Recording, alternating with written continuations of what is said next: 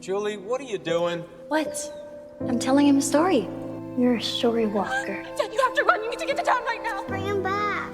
You have to bring him back. That means I can change things. You need to listen to me. It's not safe. I think this is when it happens. Okay. No I one need can to change the story story, Dad, please. once it's been told. Sorry, buddy. Norman's dead. I did try to warn you.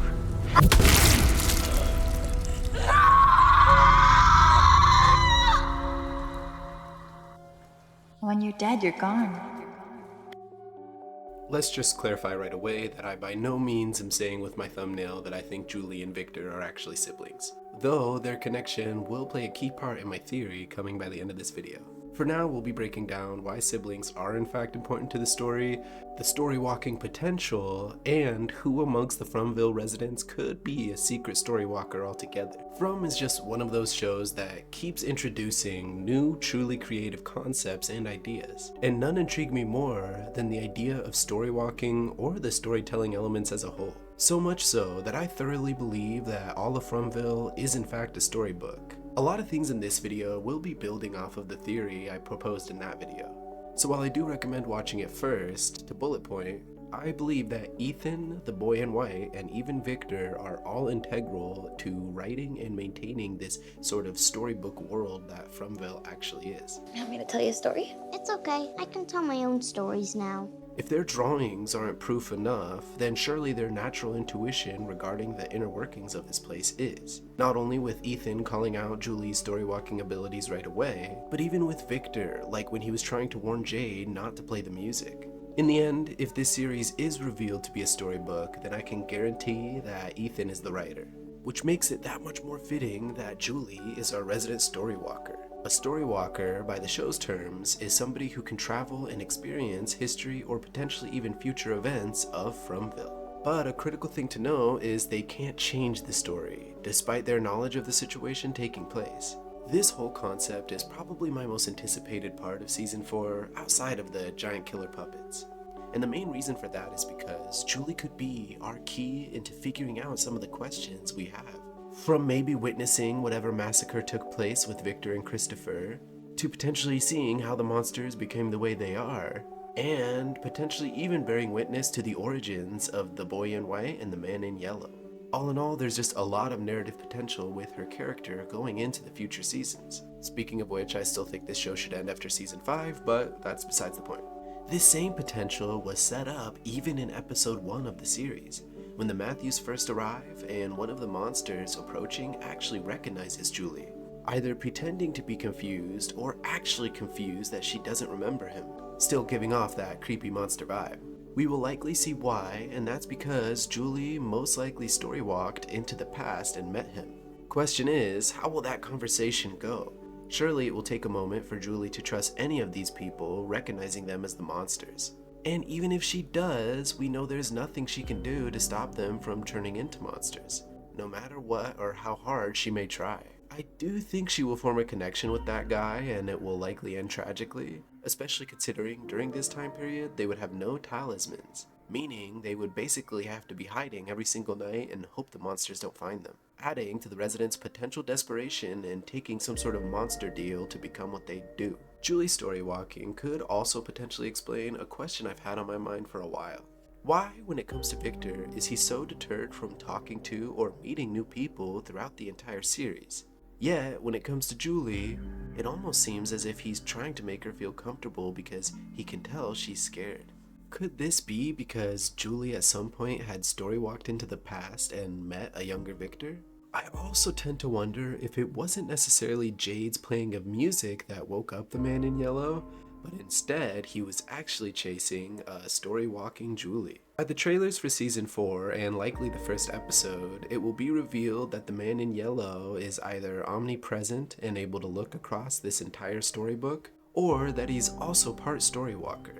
And the reason I say part storywalker is because if you check out my storybook video, you'll see that I believe he made some sort of deal or is just the most powerful entity here, possessing the best attributes and powers that you could get within this place, including that of storywalking. Either way, however this conversation goes between the man in yellow and storywalking Julie will likely indicate to us whether or not he is actually Ethan, Because honestly, if he ends up killing future Julie, I highly doubt it's Ethan. Though it's not impossible, as Ethan has some dark thoughts we've seen. It just depends on how their conversation goes exactly. If they are actually siblings, we will see a hint of that within their dialogue, as the relationship between siblings are truly the pinnacle point for the entire show. See, if Ethan is a storyteller, then that makes sense that Julie is a storywalker. I actually even had one of my recent commenters, which, try as I might, I cannot find the original comment, I'm so sorry, but they basically stated the idea that if Victor was the town's previous storyteller like Ethan may become, then is it also possible that Victor's sister, Eloise, who went missing, is also a storywalker? This could even mean she used her abilities to storywalk the night her mother went missing and ends up somewhere else in the timeline. Meaning either Julie could run into her, or potentially the rest of the residents could run into her if she jumps into the future, maybe even meeting a future Victor. This would explain what exactly happened the night she went missing. But we could even take this a further look back.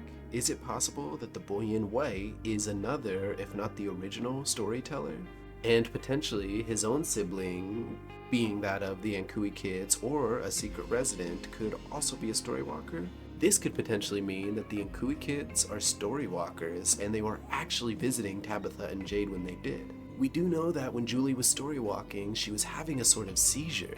Is it possible the Ankui kids are the ultimate fate for storywalkers if the man in yellow finds them?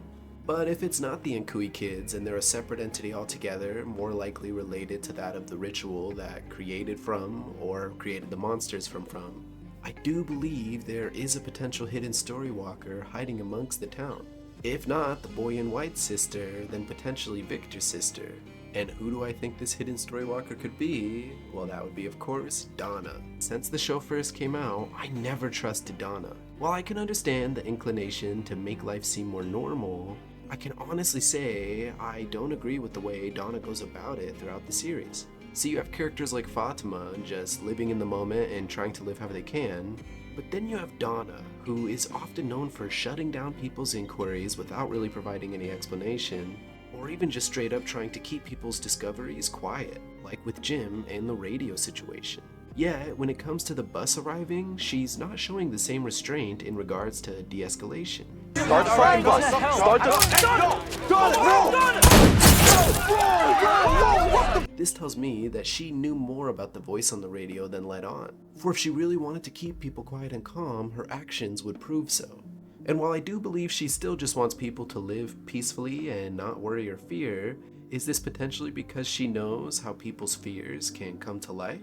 We see as each season she sort of loses her temperament, at first being very combative and steadfast about keeping things normal and trying to keep things peaceful. However, as things escalate, she becomes more calm, more somber, more lachrymose. Now, this could just be because of the circumstances at play and her just losing hope over time. However, if she does happen to be a storywalker, could she be sad because she knows where the story's headed? Potentially seeing the aftermath of things to come, like another massacre? She may just be picking up hints between the town's unraveling and realizing they can't escape what's coming.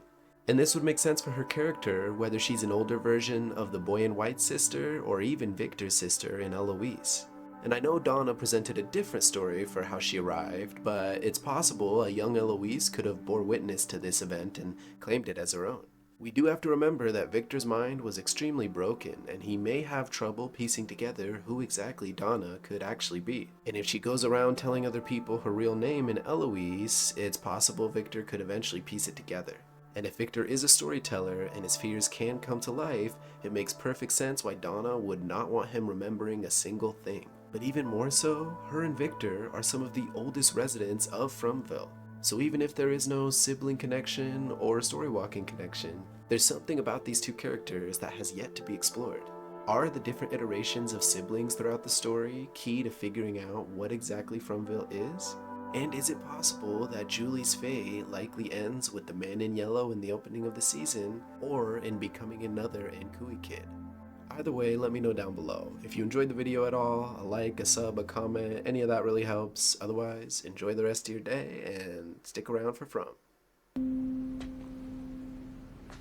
Okay, let's start with the tree you saw in the road. She said it was a place that was everywhere, but you couldn't find it if you tried. I always thought the town was the worst part. And then I went through the tree. See, you were lucky. The sun was still in the sky when you got here. People came to help. Not everybody gets that. Those things out there, they like to hunt. They like to play. Everybody here just talks about how afraid they are of dying. They're coming. I don't think that's the worst thing that can happen to you here.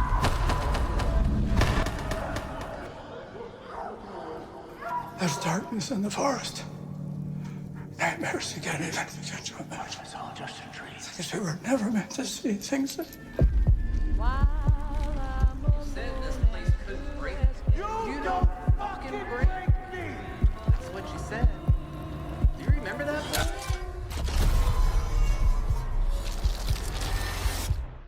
We don't have time for it.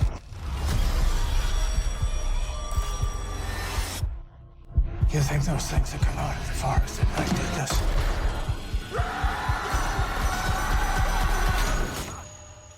They're just the tip of the spear. You can't go to sleep. Do you understand what I'm saying? Are you listening to me? The talisman will not protect you. There is nowhere that you are safe. No. No. Tonight, tomorrow, every one of you is going to